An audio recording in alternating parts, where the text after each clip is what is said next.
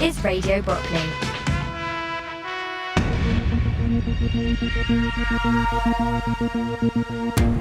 Hello and welcome to Brockley News, Radio Brockley's weekly show, keeping you up to date with all you need to know about what's happening in and around the hospital. I'm Alan Joyce, and coming up today we'll be finding out more about the SCAT Bone Cancer Trust with Fred Scott, who is also an ex-patient here at the RNOH. We'll also hear about the Hello, My Name Is campaign from earlier on this week, and we'll be hearing from the hospital's chief executive, Rob Hurd, who responds to some of this week's media reports about the future of the RNOH. Then at 7:30 tonight, your chance to win some Radio Brockley goodies without leaving your bed on Bedside Bingo with David Rauch. Good luck if you're playing along this evening. Hopefully the patient reps will be up with you very shortly. And then at 8 o'clock tonight, it's all your favourite tunes for a whole hour on the Sunday Request Show with Keith Reeve. So stay tuned to London's longest running hospital radio station, your number one recuperation station, Radio Brockley.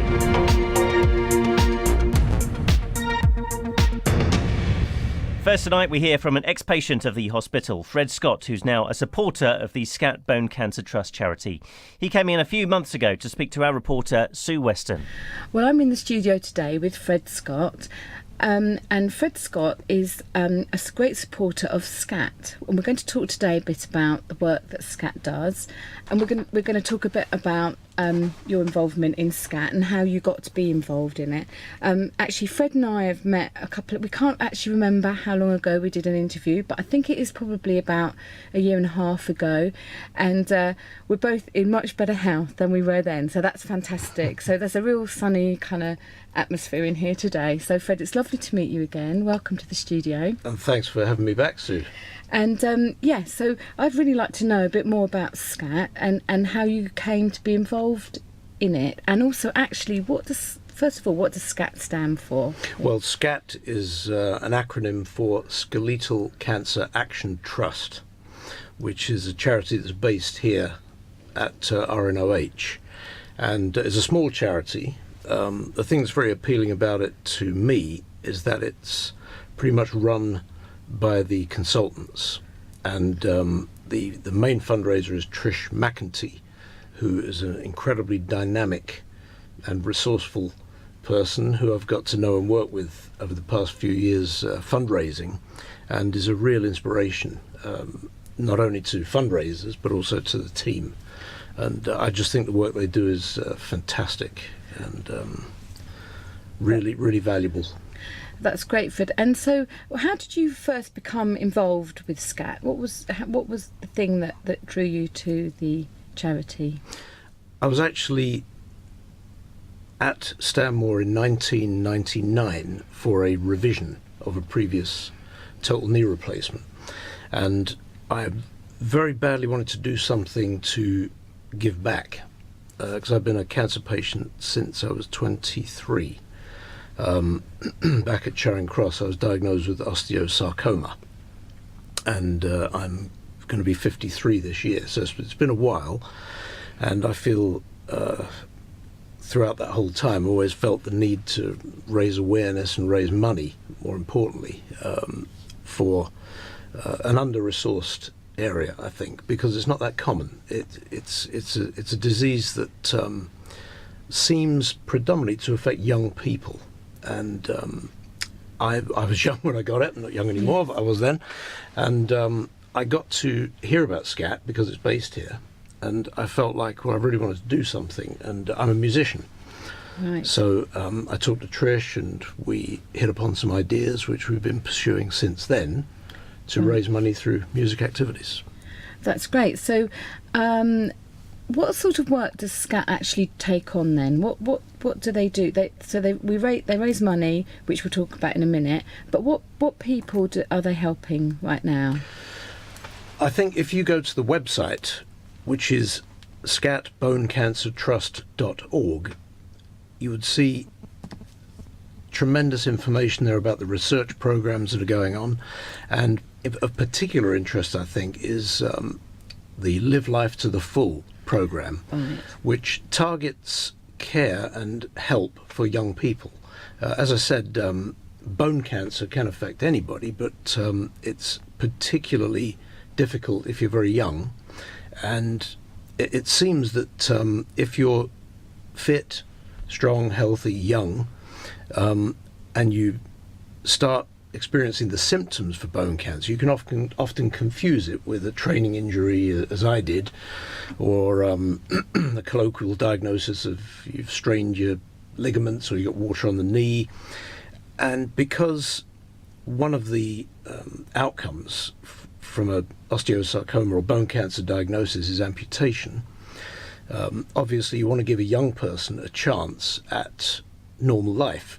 And this will involve a prosthesis, an artificial limb, special crutches, wheelchairs, these kind of things. And it's very, very expensive. And a care package like that means that SCAT is a very necessary organisation to help fund these rare but very difficult procedures. So Live Life, is that's part of SCAT, that's the work that is done with the young people? Yes, and applications come in through SCAT for this programme, and if you go to the website you'll see several young people who have benefited from the treatments.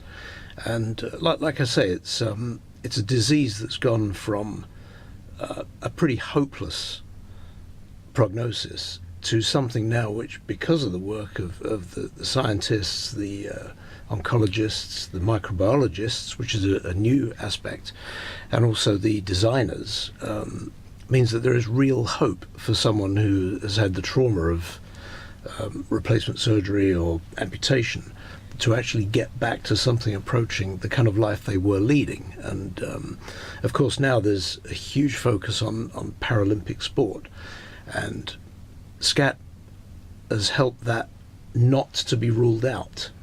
For young people of a sporting persuasion, they can have a vision to get back into those kind of activities through the use of these high-tech artificial limbs, and that's really, really inspiring. It really is, and it is fantastic work. And I think you were saying earlier that the people that have put SCAT together are a lot of the doctors and the consultants, so they're all kind of people that really know what they're doing, and they're getting funding, and so they can make these people's lives so much better, which is absolutely amazing work, which is fantastic. So we were talking earlier about the concerts that you hold at Fairfield Hall, Croydon, and so I don't know if you want to tell the people about the listeners about the next one that you have.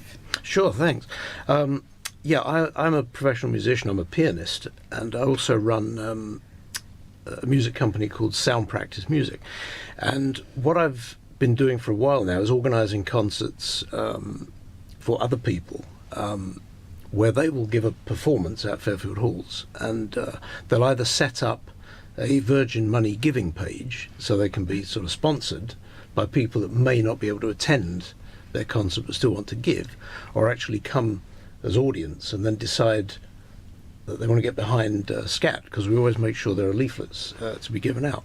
And it's very encouraging that musicians are very generous people, and although a lot of musicians may not be wealthy, they can leverage their talent to raise funds. And so I've had quite a long association now with Fairfield Halls in particular, who run a fantastic lunchtime concert series, and they've been very, very helpful in providing dates. And we've had almost one a month in the last year, and it's that number's increasing. We've got one coming up in July, which is a concert featuring the Roland brothers, who are a bandoneon and piano duo. Wow. Which is a really exotic mixture. They've got their Virgin Money giving page. It's ROWLAND, the Roland Brothers. And Max, the pianist, is a particular friend of mine, and is very, very eager to raise money for SCAT when he heard about the possibility. And I just think it really surfaces great-hearted people who have a great attitude towards helping others, who are in the kind of situation they wouldn't want to be in themselves, quite frankly. And it's a way of making music and also really helping people to achieve their own dreams, their own goals. That sounds really great. And is there somewhere that if people are listening and want to either help, well, you've quoted the pages, but would they be on Fairfield Hall Croydon website if they wanted to access the lunchtime performances?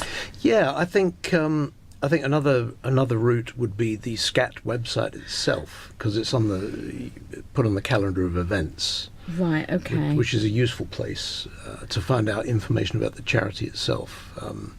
Something I also do in that regard is I teach music as well, and I usually, if I'm taking on a new student, they'll always get a session, usually for free, but with the proviso that they make a donation. Very good. Afterwards. That's a very good idea. As a way of Yes. making sure that it raises awareness of why we're doing this, really. Brilliant, that's great. So, Fred, you obviously have had a very interesting and probably sometimes challenging and difficult life by what we've been talking about. And I hear that you're writing a book at the moment. So, how's that going for a start? Well, I thought after almost 30 years since the initial diagnosis, it was worth contributing to the general awareness raising around these issues, because my issues have been involvement with bone cancer, but also disability over the years, and because I've had 4 artificial knees now, and with that comes the other problems that you have with that kind of replacement surgery. And I felt it was time to write about all the experiences, the ups and downs, and from my perspective now, they're ups, but Absolutely. as I write the book, there are a few downs, and I think when you're in that position, it's useful to read that there is a possibility that things can be different, that, given the right circumstances. But I must say that this is somewhat tempered by the fact that I've lost 2 family members to cancer, and one of my siblings has recently had a diagnosis of lung cancer, which was terrible. I mean, this goes on as well. It's not all in the world of cancer. It's not always good news. It's mitigated, but that just inspires me to do even more. And if I can make some fundraising or consciousness raising capital out of these experiences, it seems to be valuable. And it's also very interesting for people that may be in your situation, or even imagine now a 25-year-old having that news that you had at 25 and being able to read a book about how your life has panned out and how well you've done, and that it isn't the end. There is these wonderful places that you can come to and be helped.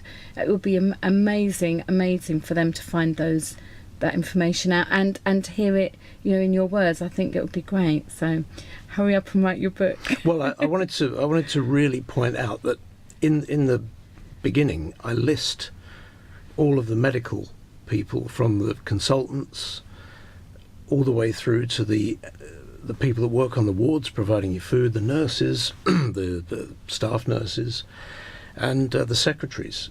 It's a whole picture. And if I look back, I think, well, without the intervention of all of these individuals, I wouldn't be able to even write the thing. So it's a way of really showing that your life is not just about you, it's about a whole complex of interactions with people who help you, and almost letting them help you as well. Sometimes people do have this difficult thing of not being in control of their lives by letting somebody else help them, but actually it is giving you back your control in your life if you'll let them. So thanks, Fred, for your time. It's been absolutely great talking to you. Thank you, Sue. It's fantastic to see you again, and keep up the fabulous work with Radio Brockley. I hope you're going to tell people about that award. Oh yes, I think we do. I think we quite often tell people about our award. We're not shy at Radio Brockley, are we? Anyway, so thanks very much. And Trish McCanty will be in to talk to us very soon, and she'll be telling us more about fundraising, ways you can get involved to help raise funds for the SCAT charity.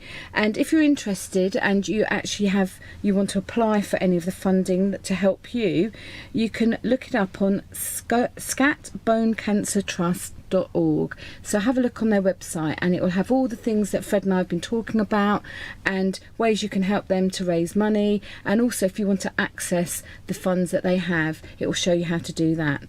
Big thanks to our reporter Sue Weston there, and we will indeed be speaking to Trish McKenty in the next few weeks about SCAT's 10-year anniversary.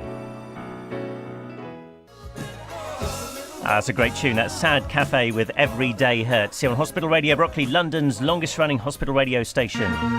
Quick update on the current charts for you, by the way. We've just heard that Ellie Goulding is this week's number one on the singles chart, and Bob Dylan has got his 8th solo number one album on the album chart today. Still to come this evening, we have Bedside Bingo coming up in just over 10 minutes from now. Your chance to win some goodies, so good luck if you're playing along. And then between 8 and 9 o'clock this evening, it's a whole hour of your favourite tunes on the Sunday Request Show with Keith. And talking of Keith Reeve, he's with me now to talk to us about something which happened earlier on this week, the Hello, My Name Is campaign. Hello, Keith. Hello, Alan. How are you doing? Very well, thank you very much. Now, the campaign was kick-started by a doctor and a cancer patient called Kate Granger. That's right. Who stayed in the hospital last year, not in this hospital, but another hospital. And I gather she was basically sort of saying that not many people introduce themselves, and she wanted to kick-start a campaign to get patients to get to know their staff better. Yeah, that's just about it. And that's really what Kathy Coultry, who's one of the matrons here at the RNOH, is going to tell us all about now, and a bit more of the background to the campaign. The NHS is supporting the Hello, My Name Is campaign, which is designed to improve the way that nursing staff and doctors introduce themselves to their patients. I'm with RNOH matron Kathy Coultry, who's in charge of several wards here, to tell us about what the Royal National Orthopaedic Hospital is doing with this campaign. Hello, Kathy. Hello. So what is this all about exactly? Okay, so this campaign is based on the experiences that were experienced by a young doctor called Dr. Kate Granger. Dr. Kate Granger 2 years ago was diagnosed with cancer.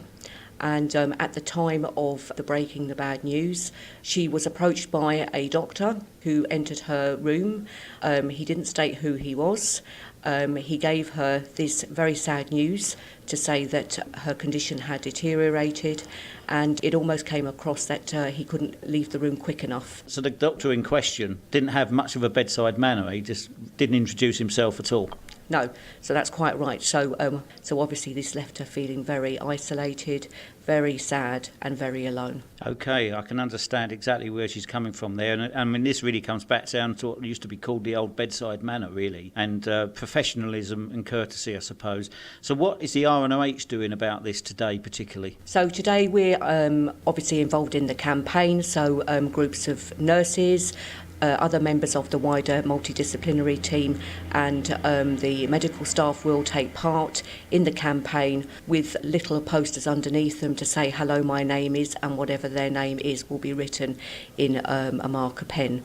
So we will be involving a couple of patients, but this really is a campaign that needs to be led by hospital-wide staff. And so you see this as an ongoing thing, hopefully, and not just a one-off thing that will be forgotten tomorrow? That's quite right. So I undertook a pilot audit in May to see what the findings were, and this looked at patients' interaction with nurses and nurses how they were introducing themselves to patients and what patients were finding. On the basis of this, we fashioned an audit, and we then undertook a trust-wide audit, so every ward in the hospital was audited in December last year, and both of the outpatients departments.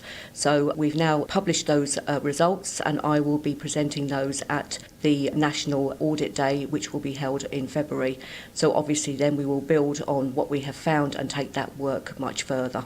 So generally, how did you find the RNOH? Was it any good at this? Was there a lot of room for improvement here? The standards across the wards were very good, so patients did report that they experienced that nurses were courteous to them, they introduced themselves to them, and they took the time to spend time with the patients in terms of explaining their conditions and also just generally making them at ease, and so that the patients had a good experience whilst they were with us. Kathy, thank you very much for your time today. Good luck with it. I think it's a really, really good and strong idea, and perhaps we'll get an update from you at some point in the future. So the Big Bang launch of the campaign started last Monday, the 2nd of February, around several, I think it was about 80 odd NHS trusts around the UK. And of course, the only way to test this out is to actually go and speak to a patient. I'm now with Raymond Cave on Ward 4, and I'm just going to ask you, sir, how important do you think it is with the national campaign for Hello, My Name Is, for surgical and nursing staff to introduce themselves to their patients? I think it's very important. If you're laying in bed and someone's going to be looking after you for the evening, it's nice to know their name, because you can ask them questions. You can, if you want them, need them to assist you, you can call them out. Sometimes it's very difficult to remember names, pronounce names. We often get names wrong. I think it's massively important. And do you find your experience here at the RNOH that generally people do introduce themselves as they should do? Yes, they do, yeah. There are some of the sort of younger nurses who forget to introduce themselves, and you have to ask them who they are. And then they often come up with the most unpronounceable name you could think of. But there's often got a short abbreviation of it. We have a male nurse on here called Dong, and he, we're told, has a brother called Ding. So, and this is true. You laugh, it's true. There's twins in X-ray and things like that. It's nice to know names. It's important, isn't it? Because it builds an empathy and a trust between people that if you don't know their name, isn't there. That's right. They know your name because it's written above your head. But sometimes it's difficult to see their name. Maybe at night time, things like that. Yeah, I think it's very important. Okay, thanks very much for speaking to me. Pleasure.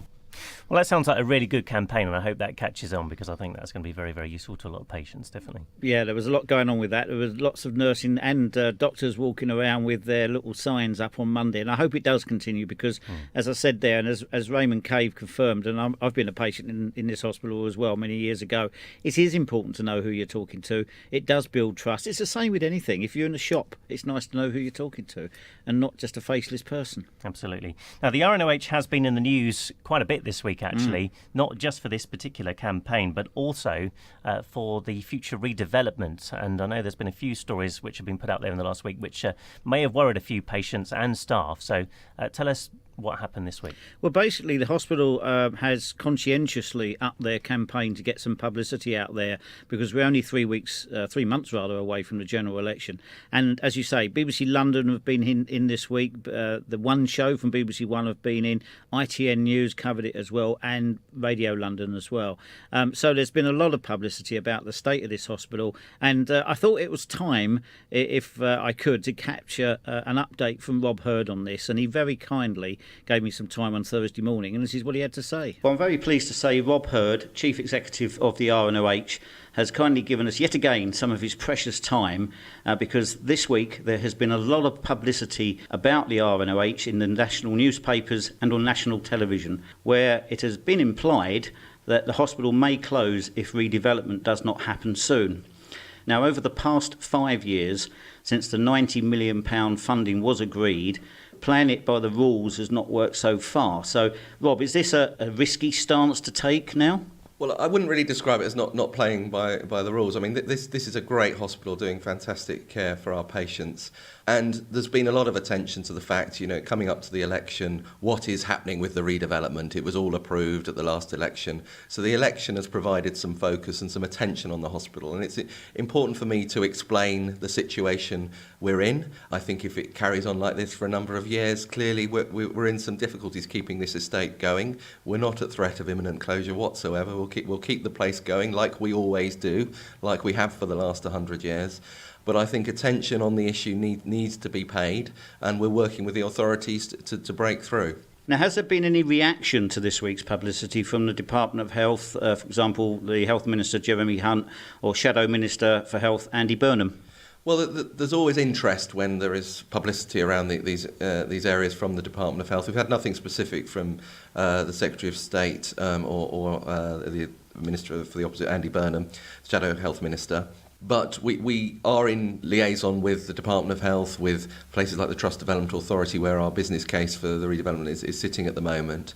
And there is a lot of interest, and I think the publicity that we've had brings attention to the issue, as I say, and from my point of view, I don't want people to be worried that there's this imminent threat, but I want people to be positive about the fact this is a great hospital doing great things for patients that does have inadequate facilities that do need resolving into the longer term, and that's what this is about. And I think we have the support of many politicians, we have the support of the local MP, but you'll be aware the NHS financial climate is difficult going forward, and we need to keep attention on our particular issue. So if our listener is listening to this this and thinking, goodness, what can I do to help the RNOH in its current plight? And given that we're at the moment 3 months away from the general election, if their canvassers knock on their door, they have the opportunity to meet their local MP or prospective MP, what would you like them to do to support the RNOH? Well, I think that I would like them to raise everywhere possible the great work this hospital does for patients. We are a national centre. We don't have the profile of some other national centres, and I think part of our problem of breaking through on some of the rebuild is having that the recognition for what we do. So I'd love it if people could promote the good work of the hospital. That in itself brings attention to the decision makers that this is something that we need to focus on as opposed to the many other problems out there. Moaning about the situation doesn't always help, but focusing on the positive and that we have an answer for the health service. We have a great service for patients. At the end of the day, good quality care means it's better for patients and it's better for the taxpayer, and that's a positive story that we want to promote for the hospital. Great. Thank you very much, Rob, and keep up the good fight. Thank you very much. So very much pushing the message then for people not to be worried, but really this is trying to push the issue forward. Really. Yes, we got nowhere in 5 years, even though we were pledged the money 5 years ago. So we want people to up their pressure on their MPs to get something done so we can get this fine hospital rebuilt and continue the excellent care. Excellent. Thank you very much, Keith. And of course, you'll hear more from Keith Reeve in just about half an hour's time for the Sunday Request Show. Now, don't forget you can listen again to Brockley News by following the links from our website at radiobrockley.org. And you can tune into Brockley News Extra 5 days a week at midday for another chance to hear some of our recent interviews. And by the way, if you want to hear the latest full interview with Rob Hurd, you can do so tomorrow evening at 8 o'clock on Radio Brockley.